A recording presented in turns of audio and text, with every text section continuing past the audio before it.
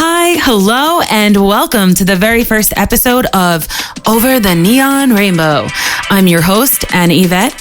I'm a singer-songwriter-producer based out of New York, and over the years, I've had the pleasure of working with hundreds of talented artists, producers, and writers from all over the world. I've created this podcast to share some of my experiences in the music industry. When I first started out, I had to learn everything by trial and error, so I wanted to create a helpful resource that I wish I had access to when I was first starting out. We're going to be talking about all of the things on this podcast, the good, the bad, the boring. You know, all that tedious stuff that no one tells you should be doing, but absolutely need to be doing. I really hope that Over the Neon Rainbow can be the bridge to help many of you take music from being your full-time passion to your full-time profession. So thanks for joining me today, and let's get it started.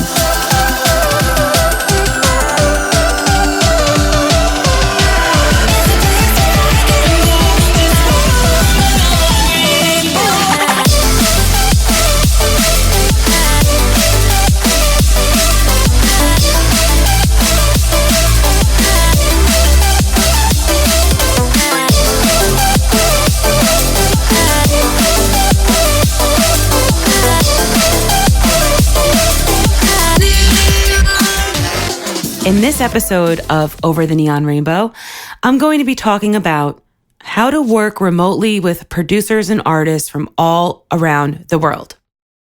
I think a lot of people have this misconception that you have to be rich or have a pub deal or move to LA in order to be successful in this industry. And while all those things are very helpful, you honestly don't need that to be successful in this industry. I found that all you really need is a home studio and the internet. Of course, it would be amazing to have the funds to fly all over the world and collaborate in person. And it's always really great when you get to have the opportunity to be in the same room with your fellow collaborator, but you can really achieve the same results by working remotely as well. So you absolutely shouldn't let that deter you from, reaching out to people and getting it done. Every collaboration I've done has had its own unique way of coming to fruition. So sometimes an artist or their management or label will email me with an opportunity to collaborate, or the artist and producer will DM me on Twitter or add me on Facebook and message me, which is absolutely amazing when this happens and it's someone that you really want to work with. But you can't just sit around and hope that someone you want to work with is going to contact you. What I've done in the past, and I still do to this day, is literally stalk people I want to work with on the internet. Sound so creepy when I say that, but seriously, it's true. I am the best internet detective ever. I don't know if it's because I'm a girl and we're born with this skill, or if it's because I've been doing this for so many years and have just become really good at it. But I'll share with you a story of how my collaboration with Electro-Light and Tobu came about, which honestly, I had so much fun working with the two of them. Probably one of the funnest times I've ever had remotely collaborating with two other artists. So this is how it sort of came about. I was listening to music and I came across one of Electro-Light's songs on a playlist and I really loved it. I loved the production, just everything. So immediately I Google his artist name. I go on Spotify, I go on to SoundCloud, I start listening to all of his songs, which personally I feel is really important to do before you ever even decide to start working with somebody. I do this for two reasons. First, I like to make sure that I'm really into their style and their vibe, and it's not just, the one song and whatever. So I really like to take the time to give their music a good, thorough listen. Secondly, I like to familiarize myself with their work, not only out of respect for the other producer, but I also don't want to get caught with my pants down, not doing my research about them.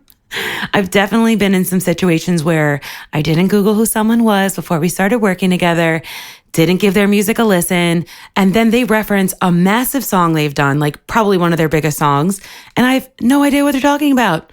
So embarrassing. And then I'm searching for the song while I'm talking to them, pretending I know what they're talking about, trying to give it just the quickest listen I can, totally half-assed, so I don't look like a total freaking moron. But yeah, not really a good creative vibe you want to be putting out. So yeah, absolutely, always, before you work with somebody, take some extra time, Google them, listen to their music, scroll through their socials. Think of it as sort of like doing your homework before you show up to class sort of thing. Just be prepared. Anyway, so after listening to all of Electro-Light's songs, I stalk out his real name. I go to add him on Facebook when lo and behold, he was already my Facebook friend and I had no idea. So I super lucked out on that one. So the next thing I did was Facebook message him. Oh, also crucial. I never hit someone up with a collab bro, like on Messenger and have that be the first thing that I say. I feel, and maybe this is just me, when someone messages me with that, I feel like it's a little rude. Like, I don't know. I like to really get to know somebody because I feel like music is all about connection. And again, maybe it's just me. Maybe that's just how I feel. But I really like to get to know somebody a little bit before we start working together to see if we click, to see if like we're on the same wavelength and we vibe. And I don't know. I just feel like it's a little rude to come out with that. So yeah, so I think that just adding that extra personal touch of introducing yourself, saying hello, that you're a fan of their work, and have like a normal conversation before you even approach the question of working together, it really pays off. I mean, it just sets the tone for a really great creative working environment. So yeah, anyway, back on the topic. Electro-Light is from Scotland, and I can honestly say that if Facebook Messenger did not exist, I don't think I ever would have been able to collaborate with him in real life because it's like a really expensive flight, you know? So yeah, after that, me and Electro-Light had started talking about possibly collaborating together. And then he mentioned that he'd also had been, working on a song with Tobu, and he really wanted to, maybe the three of us collab together. So I'd already been a fan of Tobu for a while. And Tobu actually lives in Latvia. So again, very, very far away from New York. So what we did is made a group chat on Facebook, and we worked on the song over the next few weeks, or I think it was actually months. I honestly can't remember, but it was so much fun getting to know the both of them, working on that song, like going back and forth with like all the changes that we made. And all three of us were really happy with the way it came out. The song, by the way, is called Aurora, and you can find it on all three of our Spotify's, iTunes, SoundCloud, wherever you listen to music, if you'd like to go give it a listen. But yeah, that collab was so much fun. I think it was just, I don't know, I really enjoyed it. It was great. Wouldn't have been possible if it wasn't for, Facebook Messenger. Yeah, I think it was also really great that the three of us were in 3 different time zones in 3 different countries, all working on the same song. So really cool. I also think something that's really helped me to collaborate remotely with people is that we're all friends on Facebook. It's just such a great community. And I think if you utilize it properly, it can really help you. I've joined a lot of production groups, a lot of, label groups, even fan groups. And I've met some really, really amazing people by doing that. Another way Facebook has been so helpful is because I've been a part of a lot of collaborations when a producer will post that they need a vocalist or they want to collab with somebody, someone else will tag me or I respond to it myself.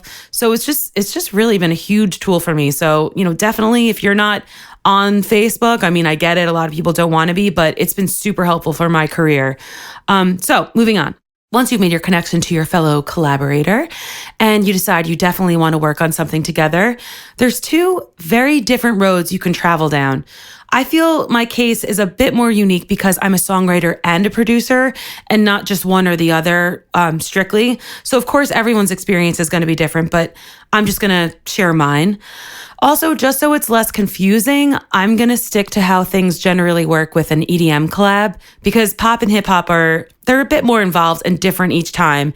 And I'll cover how those collabs work in another future episode. So just for the sake of this episode, I'm going to stick to how it generally works in dance music. So 2 roads you can go down. So the first road, this is when the producer will ask me for an already completed vocal or vocal and instrumental that I've already written and recorded. The vocal is also always already mixed and processed, and I give it to them as a complete and finished vocal so they don't have to really do any mixing or anything else like that. So, for example, when I made Hide with Spaghetti, I'd already had the vocal and piano and some basic production elements done for the track. When I gave it to him, I gave him all the stems, and then we just went back and forth until we were happy with it. And that's how that song was born. I'd have to say at least 50% of my collabs with other producers are done this way. They ask me for an already completed vocal or vocal and instrumental, and then they produce around it. Another key element to being able to collaborate this way is being organized. I am OCD organized with all of my vocals and project files. I used to not be in the beginning, honestly, but it just makes your life so much easier. So if I'm working remotely with someone, I always keep all the stems, all the vocals, everything that we might need to work together on a project in a shared folder with them on Dropbox. So I have a folder of about 60 unused vocals right now. They're all organized by BPM. The same thing goes for songs that are vocals and instrumentals or beats. And they all have their corresponding folders of stems, which may sound like overboard, but for me, I just like to be really prepared.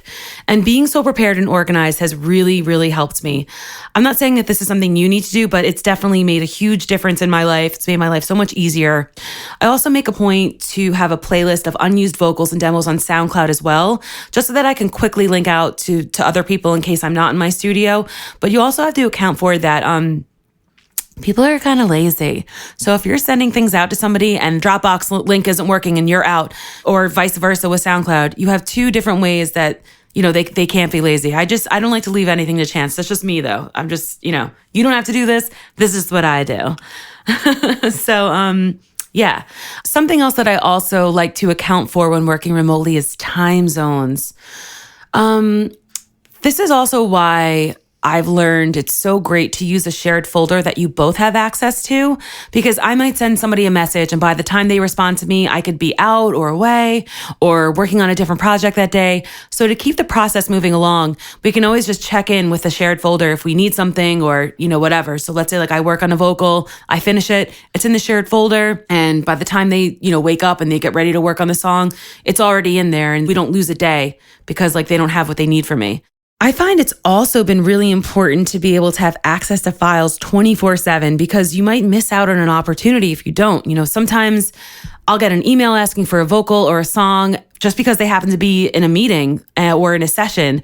And I love the fact that I can access everything through my phone, through Dropbox or SoundCloud, and I don't have to worry about missing out. And then also there's just like the sheer convenience of it, just laying in my bed, 6:30 a.m., sending songs from my phone while they're in London having a meeting. So major K, major K. All right, so I think that covers it for the first road. Now we're going to talk about the second road. The second road is writing a brand new song completely from scratch. A producer will send me an instrumental and I'll just write the vocal to the instrumental. Sometimes the instrumental is pretty complete or it's just a sketch of the song. Or even if, sometimes like we'll come up with a chord progression we really love and then build the song together from there. It's really a different process every time, which is something I love about being able to make music. It's always interesting. It's always different. You're always learning something new, which I think just also collaborating with people, I think it really improves your skill sets as a musician because you're working with so many different people all the time. You're learning something new. I mean, everybody does it different. So it's really inspiring. I love that. Anyway, so sometimes things are really straightforward. A label or management will give me an instrumental and I'm just straight up top lining, which means writing the song, singing it, engineering and mixing it, and like processing it. That's it. Sometimes I don't get to have communication with the producer. In that case, it's either they like what I submit or they like what I submit, they want a few tweaks. I really don't get to be involved in that much of the collaborative process sometimes like that. It almost kind of feels like you're auditioning to get the part. So it's either they love it and they take it or didn't get it. And honestly, that's really, for me personally, not a big deal because I feel like some of my greatest songs have been, somebody didn't want the vocal and I get it. And then I shop it around to somebody else and they build a song around it. And the song becomes, something brand new and awesome that like was even better than the first thing. So yeah, I mean, you should never feel discouraged by rejection or when someone says no, because that's just a new opportunity for you to do something new. So nothing is ever lost. Don't feel sad about it. I feel like that took me a little while to learn, like not to get butt hurt, but it's always a good thing. So just keep it moving. Other times, and I really try to have it be this way more often than not, I make a point to have a chat with a producer, like vibe with them, get to know their story. I love like brainstorming song ideas together, talk about music that inspires us. I really like to get a feel for like what they like, what their musical tastes are.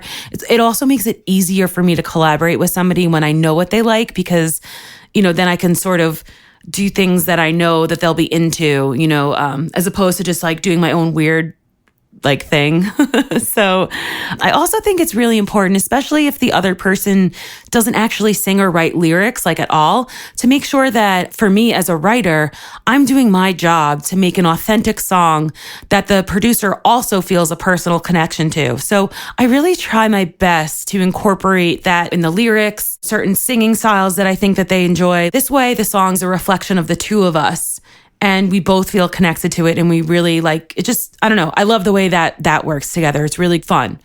Actually, here's like a story of how the song Neon Rainbow came about with Ramesses B. Definitely a fitting story for the first episode of this podcast. So Ram sent over an instrumental. I love the vibe of it like right away. So we decided, okay, like this is a song we're going to do together.